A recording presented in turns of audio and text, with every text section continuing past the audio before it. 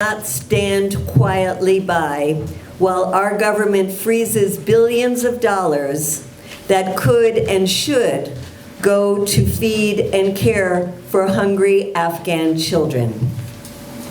We know that young Afghans are also hungry for education, and we had planned this trip to celebrate the opening of Afghan schools for girls. We were shocked when we heard that the secondary schools were not going to open, and all week we have been listening to the disheartened Afghan girls whose dreams have been put on hold. We will continue to advocate upon our return for Afghanistan's money to be brought back to the Afghan people. But the first question people will ask us is, what about girls' education? And unfortunately, I don't have a good answer. I sincerely hope that soon, very soon, I will be able to answer, oh, haven't you heard? The good news is that Afghan girls can now go to school, and the government is providing an opportunity for all its youth to build a bright future for their families and their country, inshallah. We are a group of people who lost family members on the September 11th attacks in the United States and have been working for peace and justice for the past 20 years.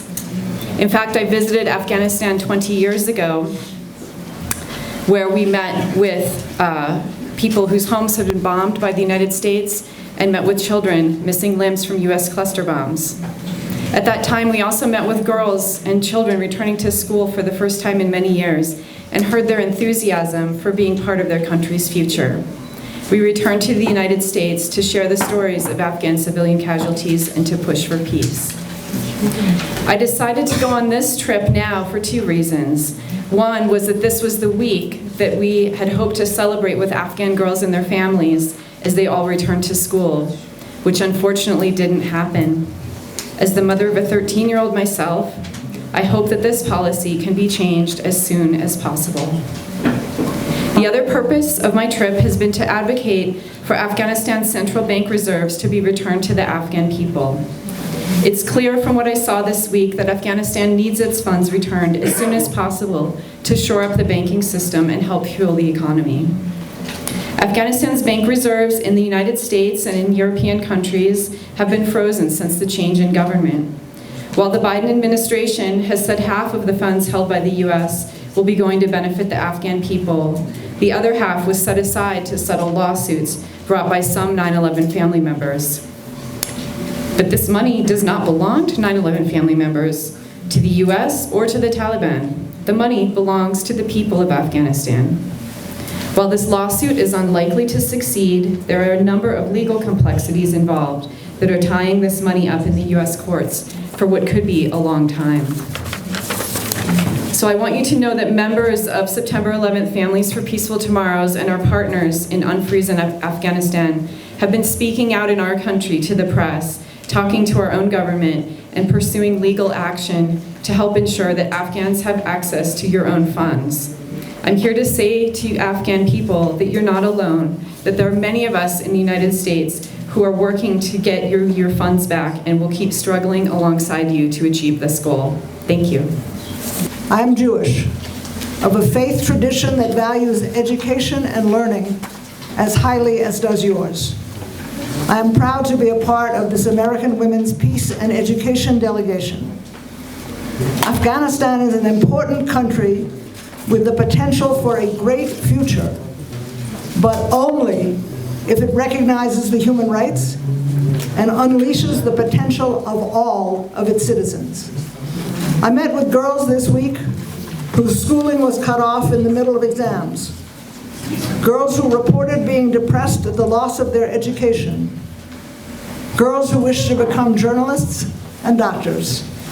I met with one young woman who said her goal was to help build a strong country at peace, where everyone could learn. What a simple and powerful vision. A strong country at peace, where everyone can learn. We met and talked with parents, teachers, health providers, and officials. We know that people are hungry in a country with food.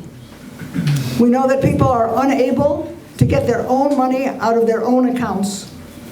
And so we know that people are not able to build their own futures. Only if money is unfrozen and given to the Afghan people to whom it belongs, and only if the second half of this population is freed to learn, to grow, and to assume positions for Afghanistan's future, can the country achieve its best hopes for its citizens, their children, and their grandchildren. That future for the country of Afghanistan is in the hands of today's Afghanistan. First of all, women's right, girls' right to education is a fundamental right, regardless of anything. There should not be any conditions put on that right, period, full stop.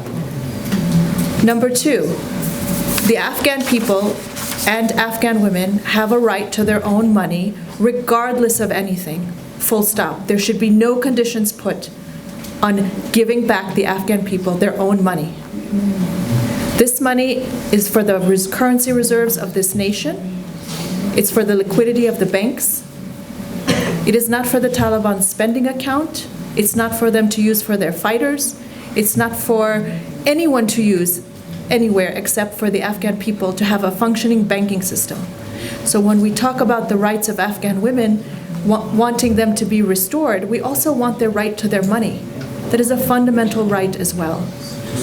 There should be no conditions, they should not be connected. Education, we urge for all, and the right to their money, we urge for all. In terms of control of the money, some people have concerns. What will the Taliban do if they get the control of the central bank reserves? Well, on this, there have been several plans proposed to the US government, which we have also proposed. For example, you could do a controlled release, and the recommendation from experts is $150 million a month to the central bank with oversight. And that oversight is the same oversight we had before, which is an external auditor, the same central bank law that was in place before, the same software system. All of these transactions are monitored, they're recorded, they're very difficult for anyone to change. So this money is very difficult to misappropriate. And of course, if it's misappropriated, the money should stop.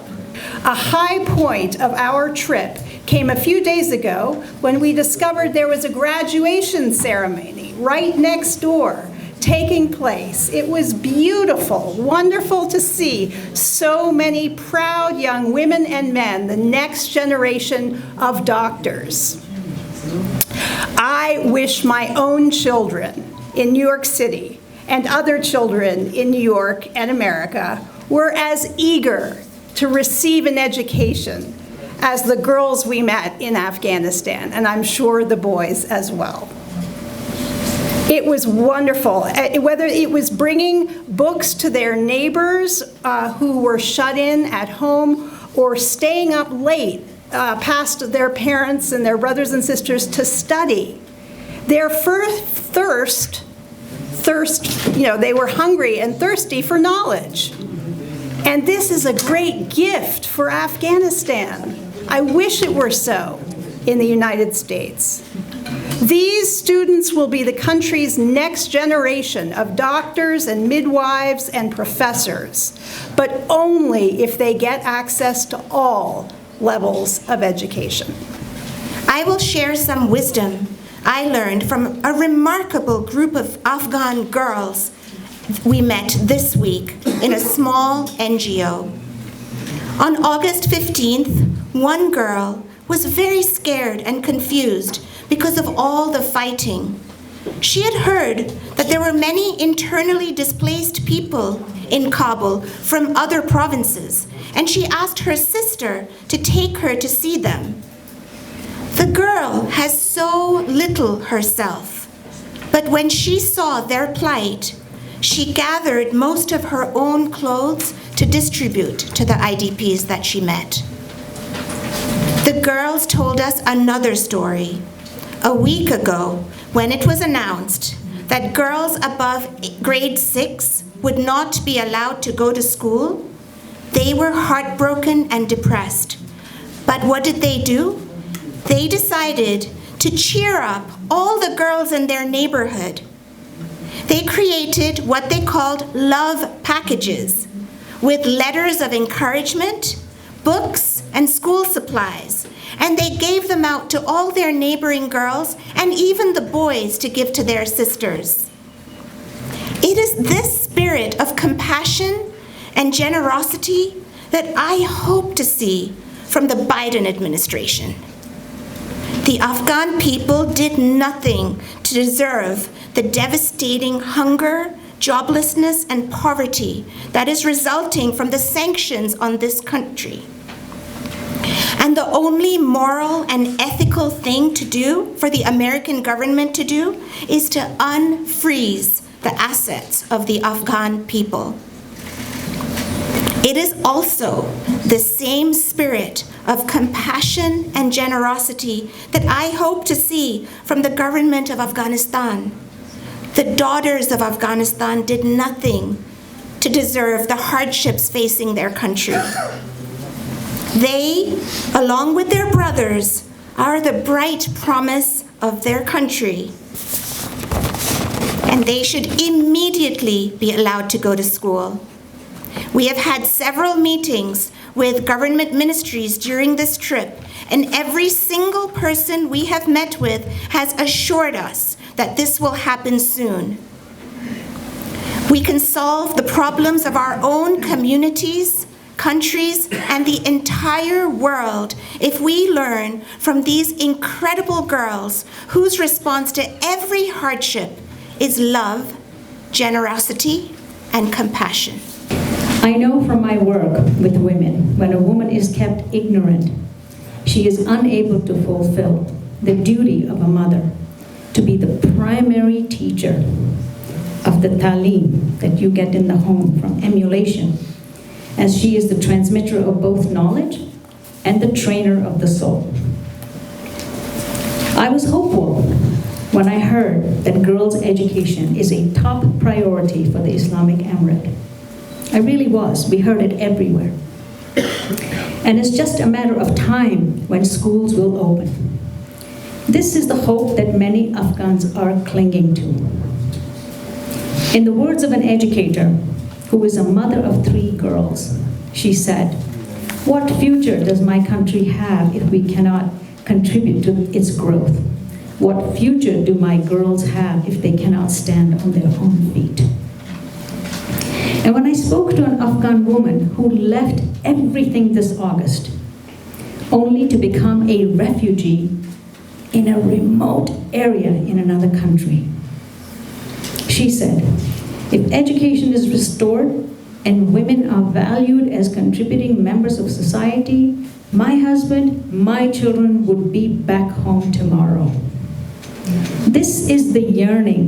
This is our yearning, she said. Our hope for the land we love and the land we hope to rebuild. And since I'm the last speaker, I'm just going to add a few more things in the interest of what just Kelly mentioned.